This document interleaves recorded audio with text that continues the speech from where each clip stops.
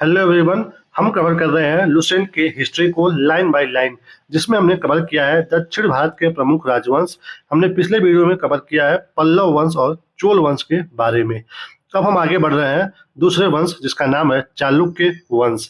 तो चलिए इसको हम लाइन बाय लाइन कवर करते हैं। दोस्तों, जो चालुक्य वंश है वो दक्षिण भारत में दो राज्यों में फैला हुआ था। एक था आंध्र प्रदेश में और दूसरा था कर्नाटक में।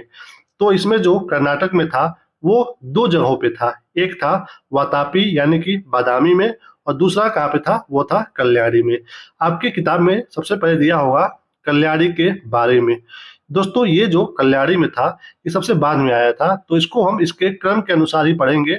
बाद में जो चालुक्य वंश सबसे बाद में आया था वो था कल्याणी का, इसलिए हम इसको सबसे बाद में पढ़ने वाले हैं। सबसे पहले कौन सा चालुक्य वंश कहाँ पे आया था, तो दोस्तों वो था बादामी, या फिर जिसका अगला नाम आप दे सकते हो वातापी। तो हम शुरू करते हैं चालुक्य वंश के बारे में। चालुक्य वंश में दोस्तों जय सिंह ने वातापी के चालुक्य वंश की स्थापना की, जिसकी राजधानी कहाँ पे थी, वातापी बीजापुर के निकट। इस वंश के प्रमुख शासक थे पुलकेशियन प्रथम, कीर्तिवर्मन प्रथम, मंगलेश, पुलकेशियन द्वितीय, विक्रमादित्य, विनयादित्य एवं विजयादित्य। इसमें सबसे प्रतापी राजा पुलकेशियन द्वितीय था। इतना पढ़ने के बाद बस आपको ये ध्यान देना है कि इसमें कौन कौन शासक थे। इसमें जो बात हो रहा है स्थापना किसने किया था, जय सिंह। ये इम्पोर्टेंस इनका उतना नहीं है क्योंकि इन्होंने बहुत ही छोटे स्तर पर इसका स्थापना किया था। जब भी आपके एग्जाम में कभी पूछे तो आपको जय सिंह पे टिक नहीं करना है। किस पे करना है अभी हम आगे बताते हैं। वातापी के चालुक्यों को सामंत स्थिति से स्वतंत्र स्थिति में लाने वाला पहला शासक कौन था, पुलकेशियन प्रथम।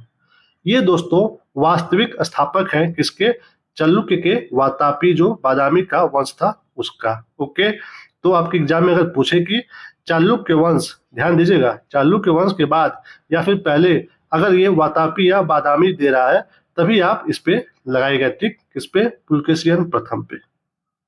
ओके, चालुक्य वंश बादामी या फिर वातापी के संस्थापक कौन है, पुलकेशियन प्रथम, जिसमें आगे आने वाले राजा कौन कौन से हैं, कीर्तिवर्मन, मंगलेश, पुलकेशियन द्वितीय, विक्रमादित्य, विनयादित्य और विजयादित्य। ओके, इतना समझ में आया। देखिए, यही वजह है कि इन्होंने बहुत अच्छे से स्वतंत्र स्थिति में लाया था इस वंश को, इसीलिए इनको क्या बोला जाता है, चालुक्य राजवंश का संस्थापक। 543 से 544 ईस्वी में उन्होंने बादामी, जिसका नाम है वातापी भी, के निकटवर्ती पहाड़ी की किलेबंदी करके दुर्ग का रूप दिया तथा अश्वमेध यज्ञ करके अपने स्वतंत्रता की घोषणा की। दोस्तों, यहाँ पे जो बादामी एरिया है यहाँ पे इन्होंने क्या बनवाया था, दुर्ग यानी कि किला बनवाया था। ये जो एरिया है बादामी, इसको इन्होंने चारों ओर से बस कवर कर लिया था ऐसे। तो अगर आपके एग्जाम में पूछे कि बादामी में दुर्ग किसने बनवाया था, तो पुलकेशियन प्रथम ने बनवाया था। एग्जाम में ऐसे भी क्वेश्चन आता है। आगे देखिए, वातापी का निर्माणकर्ता कीर्तिवर्मन को माना जाता है। वातापी का निर्माणकर्ता कौन है, कीर्तिवर्मन प्रथम। देखिए दोस्तों, अगर ये बादामी एरिया है, ठीक है, तो इसके चारों ओर किला किसने बनवाया था, हमने देखा है पुलकेशियन प्रथम। अगर ये पूछे कि दुर्ग किसने बनवाया, किला किसने बनवाया, तो पुलकेशियन प्रथम। और वहीं अगर ये पूछे कि इस पूरे बादामी का निर्माणकर्ता कौन था, यानी कि अंदर का जो पूरा व्यवस्था था, इंफ्रास्ट्रक्चर था, वो कौन बनवाया था, तो कीर्तिवर्मन। अगर एग्जाम में पूछे तो आपको ध्यान देना है कि किसके बारे में पूछ रहा है, दुर्ग या फिर किले के बारे में, या फिर सिर्फ और सिर्फ वातापी का निर्माणकर्ता पूछ रहा है। तो दोनों का उत्तर अलग अलग होगा, इसलिए आपको यहाँ पे अच्छे से डिफरेंस करके बताया जा रहा है। आगे देखिए, कीर्तिवर्मन प्रथम द्वारा किए गए कोंकण विजय के फलस्वरूप गोवा का प्रमुख बंदरगाह चालुक्य साम्राज्य के अधीन आ गया। कौन सा यह है, कोंकण विजय। आपने दोस्तों मैप में देखा होगा, ये जो ऐसे मैप है भारत का, इसमें जो भी वेस्ट साइड में है यानी कि पश्चिम, ये हो गया पूरब का, ये हो गया पश्चिम का। तो जो भी पश्चिम साइड में यहाँ पे महाराष्ट्र और गोवा से सटे जो भी तट है उनको हम लोग कौन सा तट बोलते हैं, कोंकण तट। तो इसको किसने जीता था, कीर्तिवर्मन प्रथम ने। अगर ये क्वेश्चन आपके एग्जाम में आए कि चालुक्य वंश का कौन सा राजा कोंकण विजय किया था, तो वो कीर्तिवर्मन प्रथम होंगे। ओके, इस लाइन से ऐसे एग्जाम में क्वेश्चन आ सकता है। आगे देखिए, नोट में क्या लिखा है, गोवा उन दिनों क्या नाम से प्रसिद्ध था? रेवती द्वीप। गोवा को गोवा नाम नहीं दिया गया था उस समय उसका नाम था रेवती द्वीप। तो अगर आपके एग्जाम में पूछे, क्योंकि हमारे देश में कई द्वीप है, आपने देखा होगा अंडमान निकोबार द्वीप समूह है, फिर लक्षद्वीप है, फिर उधर दमन द्वीप है, बहुत सारे द्वीप है। अगर आपके एग्जाम में पूछे कि रेवती द्वीप किसका नाम था या फिर गोवा का पुराना नाम क्या था, तो वो था दोस्तों रेवती द्वीप। ओके, एग्जाम में आने की संभावना पूरी पूरी है इस लाइन की। ओके, आगे बढ़िए, आगे देखिए क्या लिखा है। महाकूट स्तंभ लेख से प्रमाणित होता है कि पुलकेशिन द्वितीय ने बहुसुवर्ण एवं अग्निष्टोम यज्ञ संपन्न करवाया था, जिनेन्द्र का मेगुती मंदिर पुलकेशिन द्वितीय ने बनवाया था। देखिए दोस्तों, आपको यहाँ पे ध्यान देना है कि ये महाकूट स्तंभ लेख जो है ये किस वंश से संबंधित है। एग्जाम में सीधे क्वेश्चन अगर पूछे कि महाकूट स्तंभ लेख किस वंश से संबंधित है, तो किससे दोस्तों? ये चालुक्य वंश से संबंधित है। ओके, अब अगर अगला क्वेश्चन बनेगा तो ये बनेगा कि महाकूट स्तंभ लेख से कौन से राजा के बारे में पता चलता है, यानी कि किनका वर्णन है उसमें? तो पुलकेशिन द्वितीय का। ओके, ऐसे क्वेश्चन बनेगा। आगे देखिए, अगला लाइन से क्वेश्चन कैसे बनने वाला है कि मेगुती मंदिर पुलकेशिन द्वितीय ने बनवाया था। सीधे क्वेश्चन बनेगा कि मेगुती मंदिर किसने बनवाया था? पुलकेशिन द्वितीय। या फिर क्वेश्चन ऐसे बने कि मेगुती मंदिर किस वंश का मंदिर है? तो ये दोस्तों चालुक्य वंश का मंदिर है। तो इस लाइन से ऐसे 2-3 तरह के क्वेश्चन बनने वाले हैं। ओके दोस्तों, ये जो मंदिर है मेगुती मंदिर पुलकेशिन द्वितीय ने कब बनवाया था? ये बनवाए थे 634 ईस्वी में।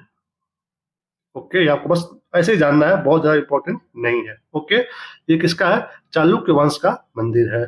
पुलकेशिन द्वितीय ने हर्षवर्धन को हरा करके परमेश्वर की उपाधि धारण की थी। किसने लिया था ये उपाधि परमेश्वर का? पुलकेशिन द्वितीय ने। इंपॉर्टेंट है, सीधे एग्जाम में उपाधि से क्वेश्चन ऐसे आ सकता है। इसने दक्षिणापथेश्वर की उपाधि भी धारण की थी, यानी कि परमेश्वर और दक्षिणापथेश्वर किसकी उपाधि है? पुलकेशिन द्वितीय की। ओके, एग्जाम में सीधे क्वेश्चन बन सकता है। आगे देखिए, पुलकेशिन द्वितीय ने ईरान के शाह खुसरो द्वितीय के दरबार में राजदूत भेजा। बाद में संभवतः शाह खुसरो द्वितीय ने भी अपना दूत चालुक्य सम्राट के दरबार में भेजा था।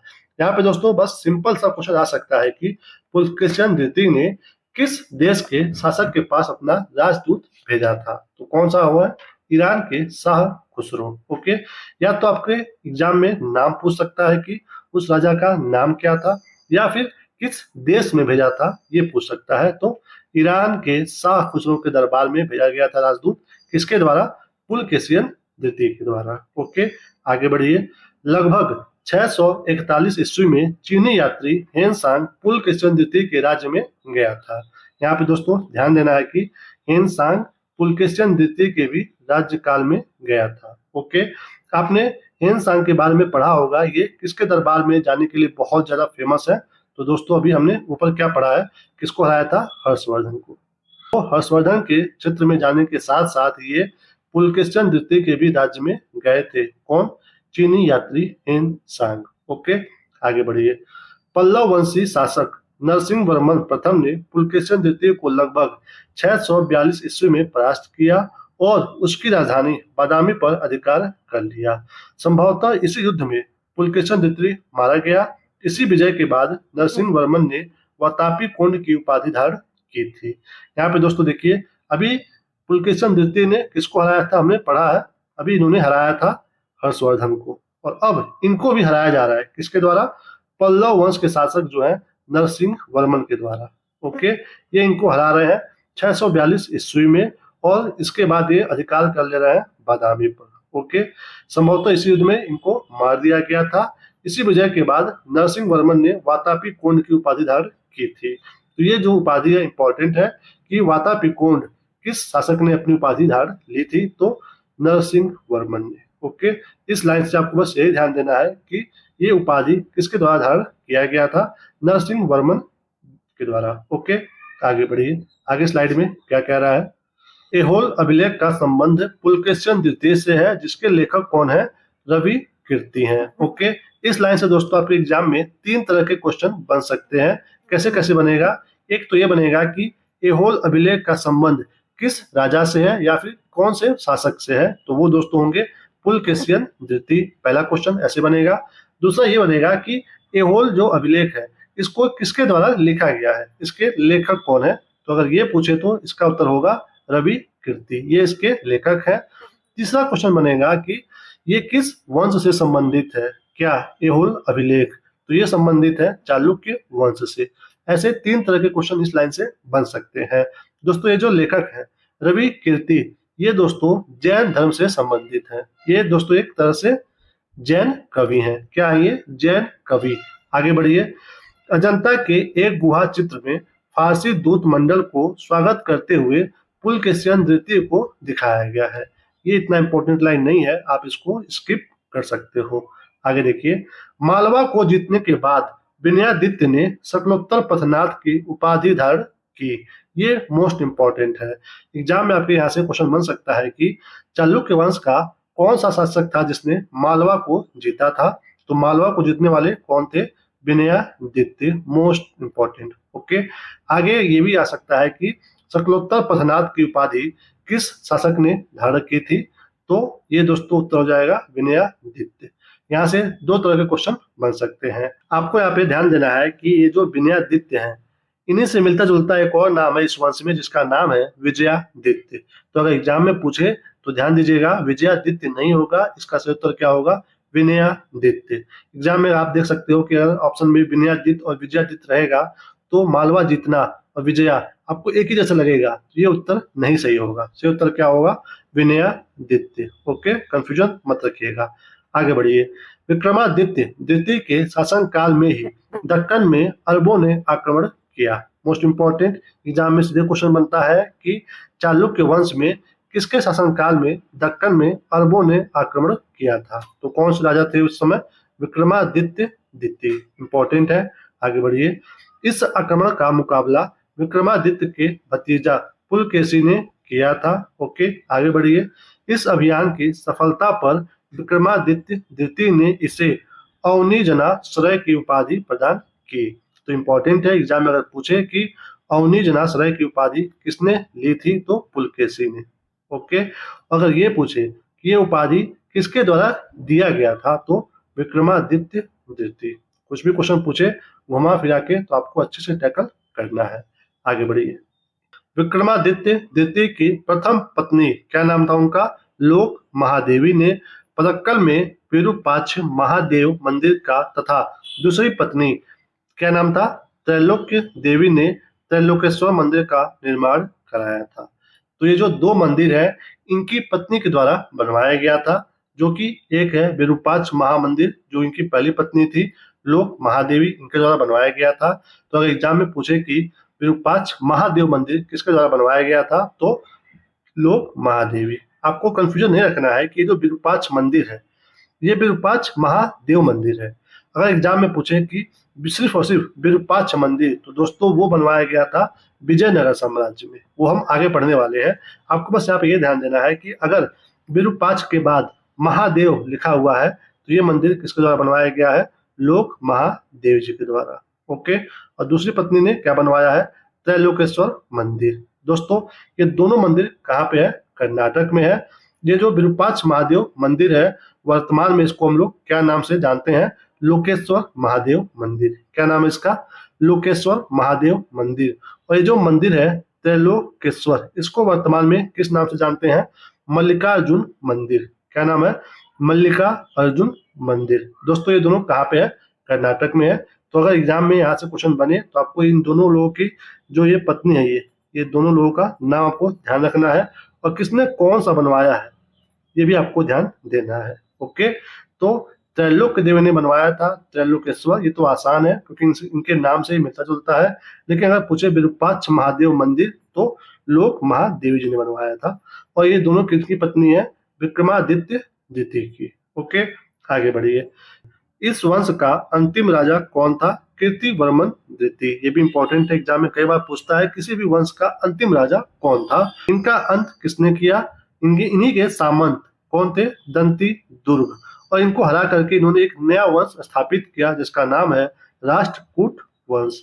तो अगर आपके एग्जाम में कभी भी सीक्वेंस कई बार एग्जाम में पूछ देता है कि कौन से वंश किसके बाद आया, फिर उसके बाद कौन सा आया, तो अगर चालुक्य वंश वातापी के बारे में पूछे तो वो दोस्तों पहले आता है और फिर उसके बाद आता है राष्ट्रकूट वंश। ओके, ये आपको ध्यान देना है सीक्वेंस वाले क्वेश्चन में। एहोल को क्या बोलते हैं? मंदिरों का शहर। एहोल दोस्तों कहाँ पे है? कर्नाटक में है, उसको हम लोग क्या बोलते हैं? मंदिरों का शहर। तो ध्यान दीजिएगा, एग्जाम में यहाँ से क्वेश्चन आ सकता है। आगे बढ़िए दोस्तों, यहाँ पे हम पढ़ने वाले हैं चालुक्य वंश जो वेंगी में थे। हमने स्टार्टिंग में बताया था कि जो चालुक्य वंश है वो आंध्र प्रदेश और कर्नाटक के 2 राज्यों में फैला हुआ था। ओके, तो ये जो वेंगी है दोस्तों, इसके संस्थापक कौन है? ये इसके संस्थापक है विष्णुवर्धन। एग्जाम में आपको बहुत ही क्लियर कट पता होना चाहिए कि जो चालुक्य वंश वातापी का है उसके संस्थापक कौन है? तो उसके संस्थापक है पुलकेशिन द्वितीय। और अगर पूछे चालुक्य वंश वेंगी के संस्थापक कौन है, तो वो है दोस्तों विष्णुवर्धन। ओके, आगे देखिए, इनकी राजधानी वेंगी आंध्र प्रदेश में थी। इस वंश के सबसे प्रतापी राजा कौन थे? विजयादित्य तृतीय, जिसका सेनापति कौन था? पंडरंग। दोस्तों यहाँ पे एग्जाम में आपके 2 तरह से 3 तरह से क्वेश्चन यहाँ से बन सकते हैं। पहला कि चालुक्य वंश वेंगी का संस्थापक कौन था? तो विष्णुवर्धन। दूसरा बन सकता है कि इनकी राजधानी कहाँ पे थी? तो नो डाउट अगर नाम में ही वेंगी है तो कहाँ पे? ये वेंगी में है। और तीसरा क्वेश्चन बन सकता है कि सेनापति पंडरंग किसका सेनापति था? तो दोस्तों विजयादित्य तृतीय का। यहाँ से 2 से 3 तरह के क्वेश्चन बन सकते हैं। यहाँ पे दोस्तों हो गया चालुक्य वंश के बारे में। आगे हम पढ़ेंगे राष्ट्रकूट वंश के बारे में। इसका दोस्तों स्थापना हुआ था 8वीं शताब्दी में और ये चला था लगभग 10वीं शताब्दी तक। कौन सा वंश? राष्ट्रकूट वंश। ओके, राष्ट्रकूट राजवंश का जो संस्थापक था वो कौन था? दंती दुर्ग, हमने ऊपर देखा था। दंती दुर्ग ने स्थापना इसका किया हुआ है। ओके, शुरुआत में वह कर्नाटक के चालुक्य राजाओं के अधीन था। ओके, इसकी राजधानी मनकेर या मान्यखेत वर्तमान मालखेड़ सोलापुर के निकट थी। एग्जाम में अगर पूछे कि राष्ट्रकूट वंश का जो राजधानी था वो कहाँ पे था, तो मान्यखेत। कहाँ पे था? मान्यखेत में। स्थापना इसका हुआ था दंती दुर्ग के द्वारा 752 ईस्वी में। ओके, आगे देखिए, राष्ट्रकूट वंश के प्रमुख शासक कौन कौन थे? तो कृष्ण प्रथम, ध्रुव, गोविंद द्वितीय, अमोघ वर्ष, कृष्ण द्वितीय, इंद्र तृतीय एवं कृष्णा तृतीय। ये सब राजा कौन से वंश से संबंधित है? राष्ट्रकूट वंश से। ये आपको सीक्वेंस याद करने की जरूरत नहीं है। आगे बढ़िए, एलोरा के प्रसिद्ध कैलाश मंदिर का निर्माण कृष्ण प्रथम ने करवाया था। कौन सा मंदिर दोस्तों है ये? एलोरा का प्रसिद्ध कैलाश मंदिर किसने बनवाया था? कृष्ण प्रथम ने। मोस्ट इंपॉर्टेंट, एग्जाम में बार बार ये क्वेश्चन बन के आता है। और इस मंदिर को आपने कहीं भी सोशल मीडिया या फिर फोटो में जरूर देखा होगा। ये बहुत बड़े पत्थर को काट करके यहाँ पे ऐसे इसको बनाया गया है। ये मंदिर का पूरा एरिया है, ब्लैक कलर का है। आपने देखा होगा, सुना होगा कि ये बहुत ही आश्चर्य वाली बात है कि ऐसे पत्थर को काट करके कैसे कोई मंदिर बना सकता है। तो ये किसके द्वारा बनवाया गया था? कृष्ण प्रथम जी के द्वारा। इसके पीछे स्टोरी ये है कि इनकी पत्नी को रात में सपना आता है शंकर जी का, और फिर ये सुबह उठ करके अपने पति से बताती हैं। फिर ये लोग डिसाइड करते हैं कि हम एक मंदिर बनाने वाले हैं। तो वहीं पे बनता है ये कैलाश मंदिर। कहाँ पे? एलोरा में। और किसने बनवाया है? कृष्ण प्रथम ने। बार बार एग्जाम में ये क्वेश्चन आता रहता है। ध्रुव राष्ट्रकूट वंश का पहला शासक था जिसने कन्नौज पर अधिकार करने हेतु त्रिपक्षीय संघर्ष में भाग लिया और प्रतिहार नरेश वत्सराज एवं पाल नरेश धर्मपाल को पराजित किया था। इंपॉर्टेंट है। बस इतना ही नहीं, आपको यहाँ पे ये भी ध्यान देना है कि वहाँ के जो राजा थे वत्सराज, इनको इन्होंने हराया था। साथ ही साथ एक पाल जो राजा थे, कौन? धर्मपाल, इनको भी हराया था। ये नाम याद रखना है क्योंकि आगे चल करके इसी वंश के एक और राजा जा करके लोगों को हराते हैं, तो डिफरेंस आपको पता होना चाहिए। तो आपको डिफरेंस क्या ध्यान देना है कि ध्रुव ने किसको हराया था? प्रतिहार नरेश वत्सराज को और पाल नरेश धर्मपाल को। किस लिए? त्रिपक्षीय संघर्ष के लिए। ये यहाँ पे चाहते थे कौन से क्षेत्र को जीतना? कन्नौज को। बस आगे बढ़िए। ध्रुव को धारावर्ष भी कहा जाता है। ओके, ध्रुव को धारावर्ष कहा जाता है। एग्जाम में अगर पूछे तो ध्यान दीजिएगा, ध से दोनों है तो आप अच्छे से एग्जाम में इसको टिक कर सकते हो। आगे बढ़िए। गोविंद तृतीय ने त्रिपक्षीय संघर्ष में भाग लेकर चक्रायुध व उसके संरक्षक धर्मपाल तथा प्रतिहार वंश के शासक नागभट्ट को पराजित किया था। ओके, अभी हमने पीछे देखा है कि इसी वंश के राजा ध्रुव ने प्रतिहार वंश के शासक कौन से वत्सराज को हराया था। और यहीं पे हम देख रहे हैं अगले शासक गोविंद तृतीय ने किसको हराया है, नागभट्ट द्वितीय को। तो ये आपको पता होना चाहिए कि एग्जाम में आ सकता है कि कौन किसको हराया है, तो इसको ध्यान देना है। आगे बढ़िए। पल्लव, पांड्य, केरल व गंग शासकों के संघ को किसने हराया था, गोविंद तृतीय ने हराया था। किसने, गोविंद तृतीय। जब आप साउथ में देखोगे तो इधर पे है पल्लव, यहाँ पे है पांड्य, और इधर है केरल, और यहाँ पे है गंग शासक। और ये जो एरिया है ऊपर का पूरा, ये था राष्ट्रकूटों का। तो ये मिलकर के इन जो भी 4-5 ये संघ बनाए थे आपस में, इनको ये हरा दिए थे अकेले गोविंद तृतीय ने। ओके, आगे देखिए। अमोघ वर्ष जैन धर्म का अनुयायी था। इसने कन्नड़ में कविराज मार्ग की रचना की है। इंपॉर्टेंट है, आपको बस ये ध्यान देना है कि कविराज मार्ग की रचना किसने की है, किसने की है, अमोघ वर्ष ने। ये जैन धर्म के अनुयायी थे। आगे देखिए। आदि पुराण व त्रिषष्टि लक्षण महापुराण के रचनाकार जिनसेन गणित सार संग्रह के लेखक महावीराचार्य एवं अमोघ वृत्ति के लेखक सक्तायना अमोघ वर्ष के दरबार में रहते थे। यहाँ पे आपको ध्यान देना है कि आदि पुराण व त्रिषष्टि लक्षण महापुराण किसने लिखा है, जिनसेन ने। किसने लिखा है, जिनसेन ने। उसके बाद गणित सार संग्रह किसने लिखा है, महावीराचार्य ने। और अमोघ वृत्ति को किसने लिखा है, सक्तायना ने। ये सब जो लिखने वाले लेखक थे किसके दरबारी थे, अमोघ वर्ष के। आपको यहाँ पे ध्यान देना है कि जिनसेन, महावीराचार्य और सक्तायना किस शासक के दरबार में थे, ये दोस्तों अमोघ वर्ष के। और यहाँ पे आपको क्या ध्यान देना है कि जो आदि पुराण व त्रिषष्टि लक्षण महापुराण है किसने लिखा है, जिनसेन ने। गणित सार संग्रह के लेखक कौन है, गणित सार के महावीराचार्य। और अमोघ वृत्ति के लेखक कौन है, तो वो है सक्तायना। और ये सभी किसके दरबार में रहते थे, अमोघ वर्ष के। तो अगर ये तीनों नाम में से कोई भी दे करके पूछे किसके दरबार में रहते थे, तो अमोघ वर्ष के। आगे देखिए। अमोघ वर्ष ने तुंगभद्रा नदी में जल समाधि लेकर के अपने जीवन का अंत किया था। तो अगर आपके एग्जाम में ये पूछे कि किस राजा ने तुंगभद्रा नदी में जल समाधि लेकर के अपने जीवन का अंत किया था, तो अमोघ वर्ष ने। ओके, अगर ये पूछे कि अमोघ वर्ष ने कौन सी नदी में जल समाधि लेकर के अपने जीवन का अंत किया था, तो वो नदी है तुंगभद्रा नदी। दोस्तों ये तुंगभद्रा नदी है, ये कृष्णा नदी की एक सहायक नदी है। ओके, तो ये है तुंगभद्रा, ये सहायक नदी किसकी है, कृष्णा की। इसी नदी में समाधि किसने लिया था, अमोघ वर्ष ने। ओके, आगे देखिए। इंद्र तृतीय के शासनकाल में अरब निवासी अल मसूदी भारत आया। इसने तत्कालीन राष्ट्रकूट शासकों को भारत का सर्वश्रेष्ठ शासक कहा। यहाँ पे ध्यान दीजिए, एग्जाम में क्वेश्चन बने कि अरब निवासी अल मसूदी किसके शासनकाल में भारत आया था, तो इंद्र तृतीय के। सिंपल सी बात है। आगे देखिए। अगर ये पूछे एग्जाम में कि किसने राष्ट्रकूट शासकों को भारत का सबसे सर्वश्रेष्ठ शासक कहा था, किसको, राष्ट्रकूटों को, तो किसने कहा था, अल मसूदी ने। ओके, राष्ट्रकूट वंश का अंतिम महान शासक कौन था, तो कृष्ण तृतीय। आगे बढ़िए। इन्हीं के दरबार में कन्नड़ भाषा के कवि पुन्न रहते थे, जिन्होंने शांति पुराण की रचना की थी। यहाँ से दो तरह के क्वेश्चन बन सकते हैं कि कन्नड़ भाषा के कवि पुन्न किसके दरबार में रहते थे, तो कृष्ण तृतीय। इंपॉर्टेंट है। आगे पूछे अगर कि शांति पुराण की रचना किसने की है, तो कन्नड़ भाषा के कवि पुन्न जी ने।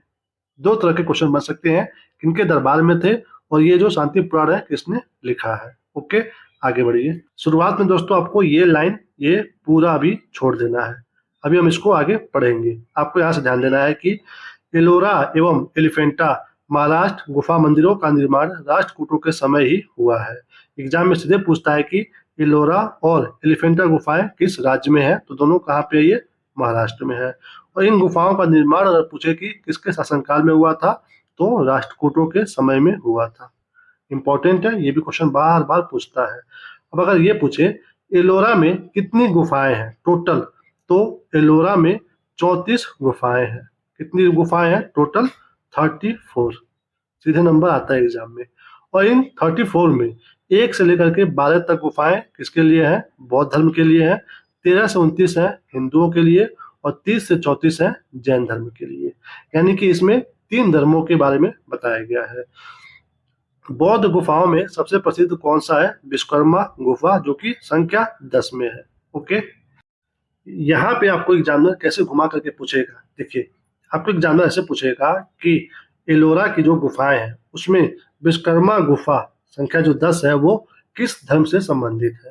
जब आप देखोगे विश्वकर्मा तो आपको लगेगा कि ये तो हिंदू धर्म से है, क्योंकि उसमें विश्वकर्मा भगवान की पूजा होती है, लेकिन नहीं, ये जो 10वें नंबर का विश्वकर्मा गुफा है ये संबंधित है बौद्ध धर्म से। ध्यान देना है, ऐसे ही पढ़ना है आपको, ठीक है। आगे देखिए, इसमें एक चैत्य है, यह 2 मंजिला और 3 मंजिला गुफाएं भी हैं। इन्हें दो थल तथा 3 थल नाम दिया गया है। एलोरा की जो गुफा नंबर 15 है, इसमें विष्णु को नरसिंह अर्थात पुरुष सिंह के रूप में दिखलाया गया है। ये जो लास्ट वाला लाइन है इंपॉर्टेंट है, यहाँ से एग्जाम में क्वेश्चन बनता है कि एलोरा के कौन से नंबर की गुफा में विष्णु जी को नरसिंह अथवा पुरुष सिंह के रूप में दिखाया गया है? तो गुफा नंबर 15 में। तो ध्यान देना है यहाँ पे आपको क्या चीज, संख्या 10 जो विश्वकर्मा गुफा है वो संबंधित है बौद्ध धर्म से, और गुफा 15 में दिखाया गया है विष्णु जी को नरसिंह अवतार में। ये इंपॉर्टेंट है। आगे बढ़िए, नोट में क्या लिखा है यहाँ पे? एलोरा गुफाओं का सर्वोत्तम उल्लेख फ्रांसीसी यात्री थेविनेट ने 17वीं शताब्दी में किया था। तो एग्जाम में अगर पूछे कि एलोरा गुफाओं का जो उल्लेख है सबसे पहले किसने किया था, तो थेविनेट ने। सिंपल सा क्वेश्चन आ सकता है।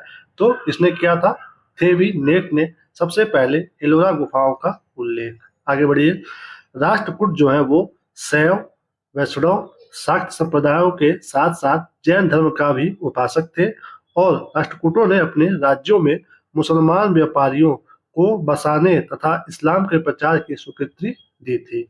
बस आपको ये ध्यान देना है कि जो राष्ट्रकूट वंश थे ये एक तरह से बहुत ही लिबरल थे, सभी धर्मों को लेकर के एक साथ चलने वाले थे, और सभी धर्मों के बीच में ये संबंध बनाने की कोशिश करते थे। ओके, यहाँ पर हमने देख लिया इस राष्ट्रकूट वंश के बारे में, लेकिन इसका पतन कैसे होता है इसके बारे में शुरू में यहाँ पे दिया हुआ है, जिसको हमने छुड़वा दिया था। तो यहाँ पे क्या लिखा हुआ है? कल्याणी के चालुक्य किसने?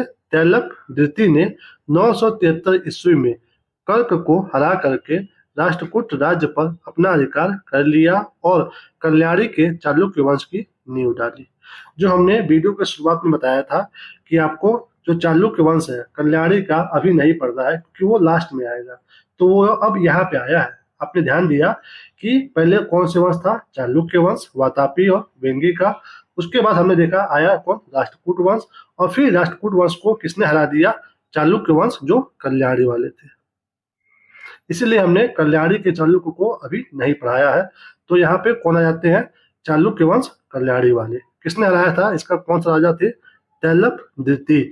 और राष्ट्रकूट राज्य का जो सबसे लास्ट वाला शासक था वो कौन था?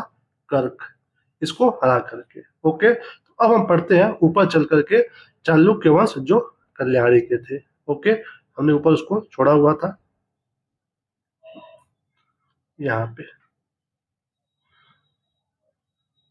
ये देखिए।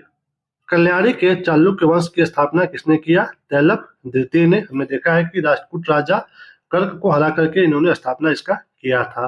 राजधानी बनाए थे ये मान्य खेट में। ओके, चालुक्य वंश कहाँ के? कल्याणी के। प्रमुख शासक कौन कौन थे? तैलप प्रथम, तैलप द्वितीय, विक्रमादित्य, जय सिंह, सोमेश्वर, सोमेश्वर द्वितीय, विक्रमादित्य 6, सोमेश्वर थर्ड और तैलप थर्ड। आगे देखिए, सोमेश्वर प्रथम ने मान्य खेत से राजधानी हटा करके कल्याणी कर्नाटक को बनाया था। इंपॉर्टेंट है, अगर एग्जाम में पूछे कि चालुक्य वंश यानी कि कल्याणी के चालुक्य वंश के किस राजा ने मान्य खेत से राजधानी को हटा करके कल्याणी में लाया था, तो वो थे सोमेश्वर प्रथम। कौन थे? सोमेश्वर प्रथम। ध्यान दीजिएगा, द्वितीय भी है, तो सोमेश्वर प्रथम। इस वंश का सबसे प्रतापी शासक विक्रमादित्य 6 था। तो बस ठीक है, इसको जानना है, बस छोड़ देना है। ये भी आपको सीक्वेंस याद रखने की जरूरत नहीं है। आगे बढ़िए, बिल्हड़ एवं विज्ञानेश्वर विक्रमादित्य 6 के दरबार में रहते थे। तो एग्जाम में पूछे कि बिल्हड़ और विज्ञानेश्वर किसके दरबारी थे? तो विक्रमादित्य 6 के। आगे देखिए, मिताक्षरा हिंदू विधि ग्रंथ याज्ञवल्क्य की स्मृति पर व्याख्या नामक ग्रंथ की रचना महान विधिवेत्ता विज्ञानेश्वर ने की थी। एग्जाम में पूछे कि मिताक्षरा के लेखक कौन है? तो वो है विज्ञानेश्वर। सिंपल सी बात है, बार बार एग्जाम में पूछा गया है। मिताक्षरा के लेखक कौन है? तो वो है विज्ञानेश्वर। ओके, ये जो मिताक्षरा है ये याज्ञवल्क स्मृति पर क्या है? व्याख्या है। किस पे है? याज्ञवल्क के ऊपर। ओके, आगे देखिए, विक्रमादेव चरित्र की रचना बिल्हड़ ने की थी। किसकी? विक्रमादेव चरित्र, इंपॉर्टेंट है, बिल्हड़ के द्वारा इसका रचना किया गया था। इसमें विक्रमादित्य सिक्स के जीवन पर प्रकाश डाला गया है। इंपॉर्टेंट है, ये तो आप नाम से पकड़ लोगे तो ये एग्जाम में उतना इंपॉर्टेंट नहीं रखता है, बट ये जो बिल्हड़ है इनका नाम ये बहुत ज्यादा इंपॉर्टेंट है।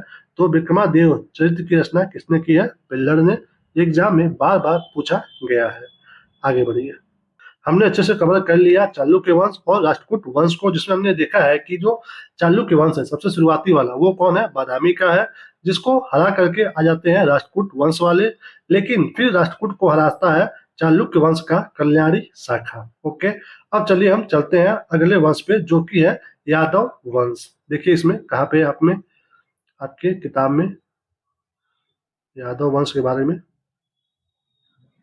यहाँ पे देखिए यादव वंश। देवगिरी के यादव वंश की स्थापना, देवगिरी यहाँ पे देवा हो गया है, देवगिरी होगा। देवगिरी के यादव वंश की स्थापना किसने की थी? भिल्लम पंचम ने। आपको कंफ्यूजन नहीं रखना है यहाँ पे कि पंचम पांचवें राजा कैसे हो सकते हैं, ये इन्होंने ही इसका स्थापना किया है। देवगिरी के यादव वंश की स्थापना भिल्लम पंचम जी ने। इसकी राजधानी कहाँ पे थी? देवगिरी। इस वंश का सबसे प्रतापी राजा कौन था? सिंधड़। और इस वंश का सबसे अंतिम राजा कौन था? वो था रामचंद्र, जिसके समय में अलाउद्दीन के सेनापति मलिक काफूर ने इसको आत्मसमर्पण के लिए मजबूर कर दिया था। दोस्तों ये वही देवगिरी है जहाँ पे आपने अलाउद्दीन खिलजी और मलिक काफूर के बारे में एक मूवी में देखा होगा। कौन सी मूवी है वो? पद्मावत। कौन सी मूवी आई थी अभी? पद्मावत।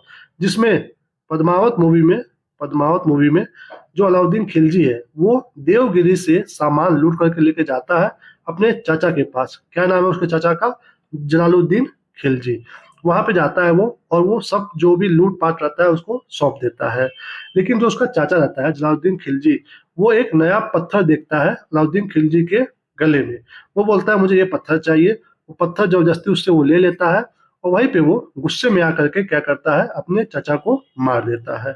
और वहीं पे अलाउद्दीन खिलजी मिलता है मलिक काफूर से। तो आपने सीन देखा होगा पद्मावत मूवी में। तो ये जो अलाउद्दीन खिलजी है उसी समय ये आया था कहाँ पे? देवगिरी में, और इसको लूटा था।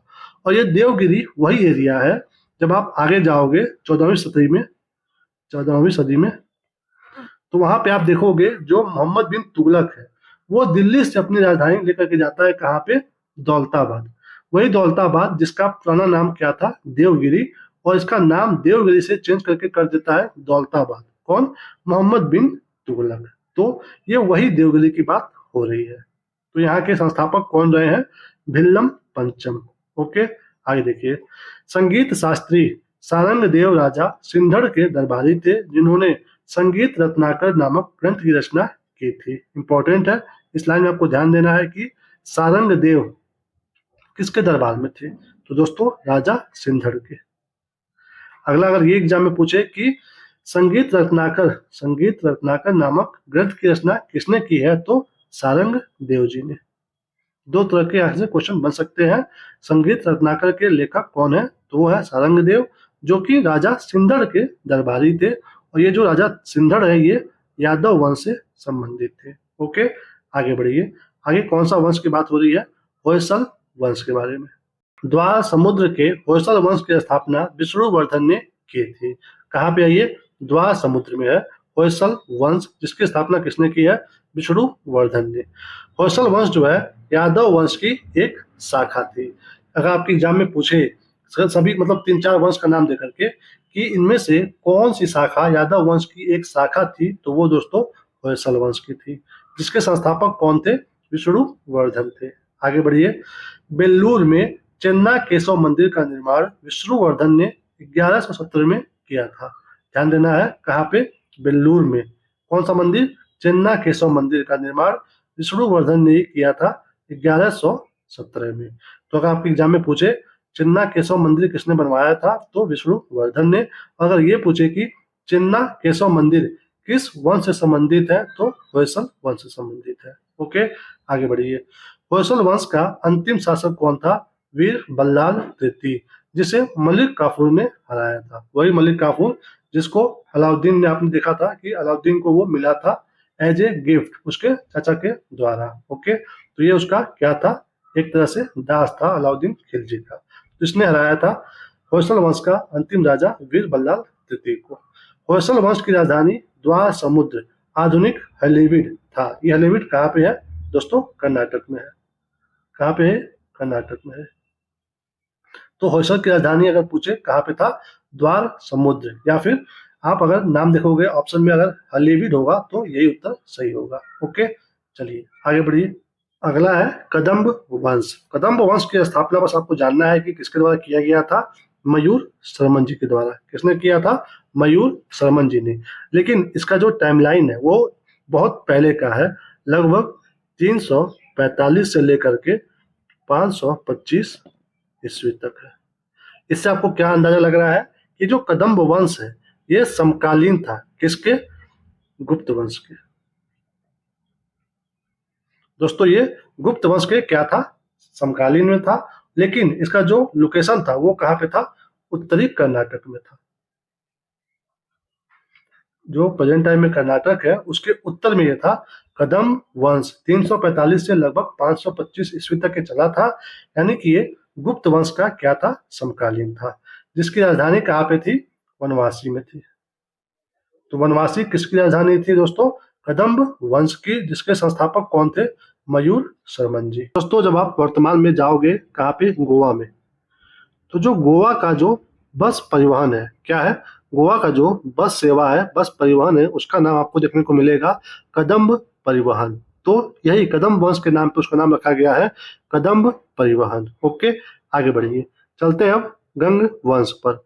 ये जो गंग वंश है भारत में दो क्षेत्रों में फैला हुआ था। जब आप भारत का मैप देखोगे तो यहाँ पे जो उड़ीसा का क्षेत्र है, यहाँ पे जो गंग वंश था उसको हम लोग बोलते हैं पूर्वी गंग। और एक वंश यहाँ पे था, इसको हम लोग बोलते हैं पश्चिमी गंग। ओके, तो ये जो वज्रहस्त पंचम थे, ये दोस्तों ये पश्चिमी गंग के संस्थापक थे। ओके, और ये जो पूर्वी गंग है, इसका अगर हम टाइमलाइन की बात करें तो ये दोस्तों 1028 ईस्वी से लेकर के लगभग 14वीं शताब्दी तक चला था ये। और इसके जो संस्थापक थे उनका नाम था, यहाँ पे मैं आपको लिख करके बताता हूँ, उनका नाम था कोंकणी शर्मा, सॉरी वर्मा।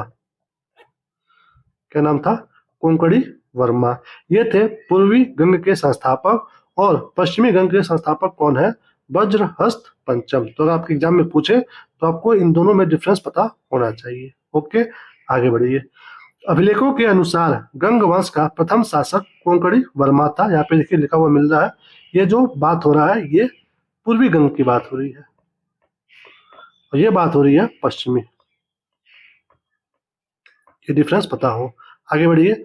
गंगों की प्रारंभिक राजधानी कहाँ थी, कुलाल कोल्लर थी, जो बाद में कहाँ पे आ गई, तलकाड़ में आ गई। कहाँ पे आ गई, तलकाड़ में। तो अगर आपको राजधानी पूछे कि गंग वंश की राजधानी कहाँ पे थी, तो दोस्तों सही उत्तर क्या होगा, तलकाड़ में थी। ओके, दत्तक सूत्र पर टीका लिखने वाले गंग शासक माधव प्रथम था। तो अगर एग्जाम में पूछे कि दत्तक सूत्र किसने लिखा था, तो माधव प्रथम ने। और अगर ये पूछे कि दत्तक सूत्र किसके शासक काल में लिखा गया था, तो गंग शासक माधव प्रथम के। इंपॉर्टेंट है दोस्तों, ये दत्तक सूत्र वही है जिसमें मतलब कैसे गोद लेने का महत्व है, क्या उसका इंपॉर्टेंस है गोद लेने का, ये सब अच्छे से बताया गया है। ओके, आगे बढ़िए। चलिए अब चलते हैं अगले वंश पर। अगला क्या है, काकतीय वंश। क्या नाम है, काकतीय वंश। इसका दोस्तों जो टाइमलाइन है वो है 12वीं से 14वीं शताब्दी तक है, काकतीय वंश का। ओके, देखिए अब काकतीय वंश का संस्थापक कौन था, बीटा प्रथम। इंपॉर्टेंट है, संस्थापक का नाम क्या है, बीटा प्रथम। नाम याद रखिएगा, कहीं कहीं यही नाम आपको देखने को मिलेगा, किस नाम से, बेटा राज। तो अगर बेटा राज लिखा हो या फिर बीटा प्रथम लिखा हो तो दोनों नाम एक ही व्यक्ति का है, जो संस्थापक है काकतीय वंश का। ओके, जिसने नलगोंडा हैदराबाद में एक छोटे से राज्य का गठन किया, जिसकी राजधानी अमकोंड थी। क्या थी? अम्रकोंड। अम्रकोंड में इंपॉर्टेंट है। इस वंश का सबसे शक्तिशाली शासक कौन था? गणपति। रुद्रमा देवी गणपति की बेटी थी। रुद्रमा देवी गणपति की बेटी थी, जिसने रुद्रदेव महाराज का नाम ग्रहण किया, जिसने 35 वर्षों तक शासन किया। तो इंपॉर्टेंट है, आपको यहाँ पे बस ये ध्यान देना है कि रुद्रदेव महाराज के नाम से किस राजा ने अपना नाम रखा हुआ था? तो रुद्रमा देवी। एग्जाम में आपके ऑप्शन में आ जाएगा, और आप अगर पहले नहीं पढ़े रहोगे तो आप सोचोगे कि रुद्रमा देवी तो एक लेडीज का नाम है, रुद्रदेव महाराज कैसे हो सकता है? तो ऐसे एग्जाम में आपको घुमा करके क्वेश्चन पूछ सकता है। आगे देखिए, गणपति ने अपनी राजधानी वारंगल में स्थानांतरित कर ली थी। यानी कि जो राजधानी काकतीय वंश की पहले अम्रकोंड में थी, वो कहाँ चली गई? वारंगल में। तो अगर आपके एग्जाम में पूछे कि किस काकतीय वंश के राजा ने अपनी राजधानी अम्रकोंड से वारंगल को स्थानांतरित की थी, तो दोस्तों गणपति ने। इंपॉर्टेंट है, आगे बढ़िए। इस राजवंश का अंतिम शासक प्रतापरुद्र था। ठीक है, पढ़िए, आगे बढ़िए। रायगज केसरी और दयागज केसरी काकतीय वंश की उपाधियां हैं। ये जो उपाधि है रायगज केसरी और दयागज केसरी किस वंश से संबंधित है? काकतीय वंश से। सिंपल सा क्वेश्चन बने तो ध्यान दीजिएगा। और अब आपको ये भी ध्यान देना है कि ये जो रायगज केसरी है, ये उपाधि किसके द्वारा धारण की जाती थी? तो इसको उपाधि धारण की थी रुद्रमा देवी जी ने। किसने? रुद्रमा देवी। और दयागज केसरी ये उपाधि किसने धारण किया हुआ था? राजा प्रताप रुद्र ने। तो अगर ये भी पूछे डिटेल में जाकर के कि कौन सी उपाधि किसने ली थी, तो आपको ये भी ध्यान देना है। दयागज केसरी कौन थे? प्रताप रुद्र। और रायगज केसरी कौन थी? रुद्रमा देवी। तो यहाँ पे आप ट्रिक लगा सकते हो कि रॉ से यहाँ पे रायगज, यहाँ पे रुद्रमा, तो ऐसे आप ऑप्शन को टिक कर सकते हो। यह उपाधि उन्हें अपने पिता से मिली थी। यह उपाधियां सिक्कों पर अंकित होती थी। तो ये उतना जरूरी नहीं है, आप इसको छोड़ सकते हो। तो यहाँ पे दोस्तों इस वीडियो को यहीं पे हम समाप्त करते हैं। हमने दक्षिण भारत के प्रमुख राजवंश को अच्छे से कवर कर लिया है। हम अगले वीडियो में कवर करेंगे सीमावर्ती राजवंशों का उदय। ओके, तो इस वीडियो को यहीं पे हम समाप्त करते हैं। Thank you for watching. इस वीडियो से आपकी थोड़ी सी भी जानकारी बढ़ी हो, आप चैनल पर पहली बार आए हो, तो चैनल को सब्सक्राइब जरूर करिए, वीडियो को लाइक करिए, दोस्तों में शेयर करिए और कमेंट भी जरूर करिए।